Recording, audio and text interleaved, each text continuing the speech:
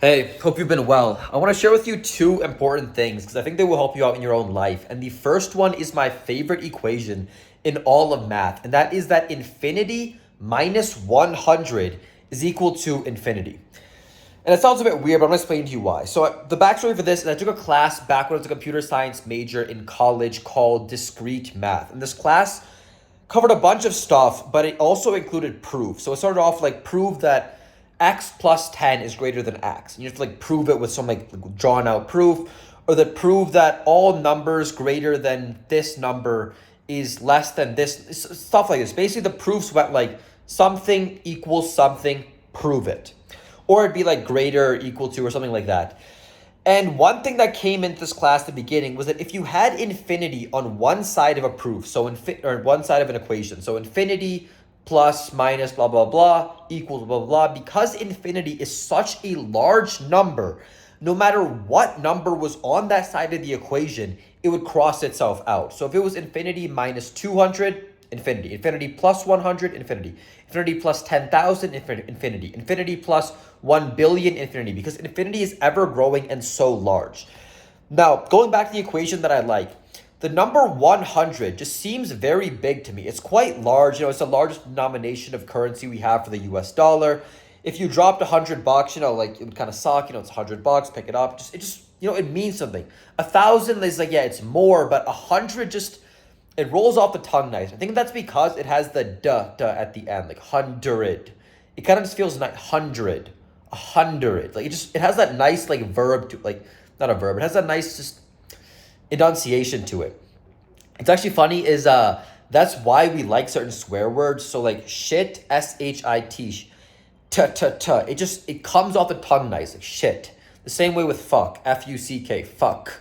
Like my English teacher taught me this in high school. Like because it has those like hard endings, it just seems like it's nice to say.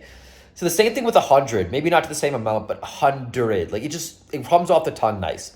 So when you take that equation, infinity minus 100 is equal to infinity. Despite the fact that 100 is such a large and substantial number, when it's subtracted from infinity, because infinity is ever growing, it's nothing. It's just tangible. Done. Boom. It's infinity. Crossed off just like that. And the reason why I bring this up on like a self-improvement channel is because throughout your life, you're going to have these setbacks where it feels like it's going to take forever to recover from this. One story this relates to of mine is during the lockdowns that happened in California, and the rest of the world, obviously, but California was pretty intense. And I lived there during the pandemic and everything. I stopped working out and I lost 3 to 4 years worth of muscle that I spent so much effort trying to gain. I had went from this really skinny, scrawny kid, did no self-respect, scared of other people, scared of getting into fights. I was always just very timid, to becoming someone that was proud of my body, someone that was strong, confident. And like, I felt like I was finally good enough. And then as the weeks went by, the same way when you're gaining muscle that you don't really notice that, oh, the muscle is like being grown, it takes such a long time. When you're losing muscle, it's a much faster process, but it's still not very noticeable. So the days go by and I made a video, you probably see it on my main channel, where it was a day in the life of a software engineer at AMD when I was working remotely as an intern. And in one of the clips, I just saw myself and I just wanted to cry because I become skinny and scrawny again, despite me putting in years in the gym because I stopped lifting for a few months or maybe like 6, 7, 8 months. And it seriously made me want to cry, seeing all the hard work I put in, all that dedication, everything was just gone. And it's not like you like gain the muscle back very quickly. It's still a tedious process to put it back on. And gyms weren't even open then. I just felt like I'm never going to recover from this. I'm going to always be skinny now. But that's when this equation popped into my head. And it came again now, but it hit me that, yeah, this is a setback. It sucks. But even if it's a large setback, like 100, it's such a major setback. As long as I'm growing and moving forward in life and my trajectory is going up, just because I have a dip, as long as the trajectory is up, I'm accelerating forward, in the future it won't matter. And that's why I love this equation, infinity minus 100. You are infinity. You are on self-improvement. You're progressing in life. You're moving forward. And this setback, even though it might seem very large, I don't know what it is specifically in your life. Maybe you failed a test. Maybe you did poorly on something. Your parents were disappointed by you. They found out that I don't know, like your parents are religious and they found out you did something bad, whatever. Or you failed at something. We all have disappointments in life, but as long as you're moving forward and you're growing and your trajectory is going up, these setbacks will not matter. It happened to me again where about 4 or 5 months ago, I did a jiu-jitsu competition. No, sorry, scrap that. Sorry, different story.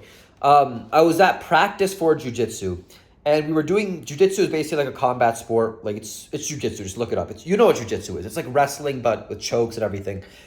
And we were doing these knee locks where basically like somebody put their foot on my chest and I was like locking out their knee. And then I twist their foot to where their knee would like bend at 90 degrees. Like imagine your leg straight and I just bent your knee. So I was doing that and somebody was doing it to me. And I was like, okay, it felt fine. Stop, a little too far, stop, a little too far. And then I got up after practice, just finished doing that because we did it on the ground, obviously. And I felt immense pain in my knee. Like, whoa. Because what's funny is like, there's not a lot of nerves in your knee. So when I was doing that exercise, it didn't really feel like I was being pushed past my limits. But I definitely, when I stood up, I'm like, yo, there's something does not feel right. And I had this pain in my knee on and off for the next few months. And it got better, it got worse. But recently, it just got so bad that I decided the best move forward is just to completely stop doing legs in the gym, stop doing kickboxing, stop doing jiu-jitsu, and just completely recover. Because this is just bad. I'm doing boxing right now, and I only train my calves and my hamstrings in the gym, but I literally cannot bend my knee past 90 degrees without pain. And also during the back and forth period, I also put too much pressure on my other knee. So now both my knees are just messed up. And this sucks so much because now I'm seeing over the past month and a half, the progress, the gains I made in my quads are all disappearing. I have skinny legs now. And I felt that same disappointment in myself, this sucks. It's a setback. I hate it. But remember this equation, infinity minus 100. This is a big deal, right? I can't train legs. It obviously lowers my testosterone and stuff. And then the rest of my body won't grow as fast. It's a big setback. It's not just like I'm losing gains in my quads. I'm losing possible gains in my entire body. But even though it's a big setback, it's a minus 100. I'm infinity. I'm still growing forward. If I can't, if I'm maxing out the best I can do right now in terms of my physique, I'm still on my diet. I'm still on my sleep. I'm still on making more money. I'm still becoming the best version I can be. I am going forward. So this setback of minus 100, it's not that big of a deal. I won't even remember this in the future. 6, 7, 8 years from now. Even though it might seem forever, it'll be here just like that. I'll be where I want to be. And this setback won't matter because I'm moving forward in the right direction. So maybe you feel a bit bad right now. You took your foot off the gas. You're not where you want to be. You made a big mistake. Someone's disappointed in you. You feel like you're held back in a sense. Realize that this is not the end. As long as you know and you really are moving forward to become the best person you can be, achieving self-actualization, becoming the best version of yourself, whatever term you want to use, this won't matter. That's why I love this equation. Infinity minus 100 is equal to infinity. So I wanted to bring that up with you. Second thing is, as I've gotten older, especially in the past 5 years, I've lost my sense of patriotism. The pandemic and the lockdowns really showed it to me where this country, the United States, that I love. I'm in Medellin right now. I'm in Colombia. Just a side note, I'm not in the U.S. at the moment. But this country that I thought was so incredible and amazing, it betrayed me. It took away my fundamental rights. Was into a lot of political issues over the past few years about police brutality and just large government and socialism's rising and all this stuff. And I just feel why should I be tied to this country?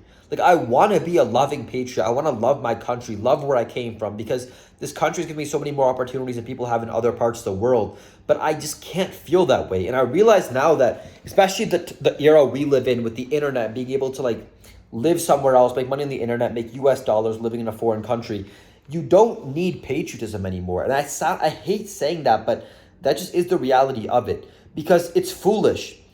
If a country is holding you back, same way if a friend's holding you back, or not a family member, but if a country's holding you back, friends holding you back, something's holding you back in life, the best thing you can do is just cut it off and keep moving forward without it, even though it might suck.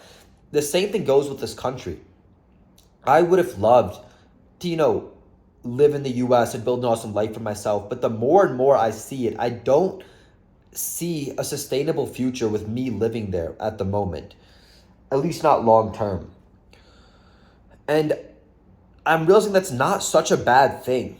Like, with globalization now, we're all interconnected. Like, it's essentially like there's no longer countries, in my opinion. We're all just in one giant city.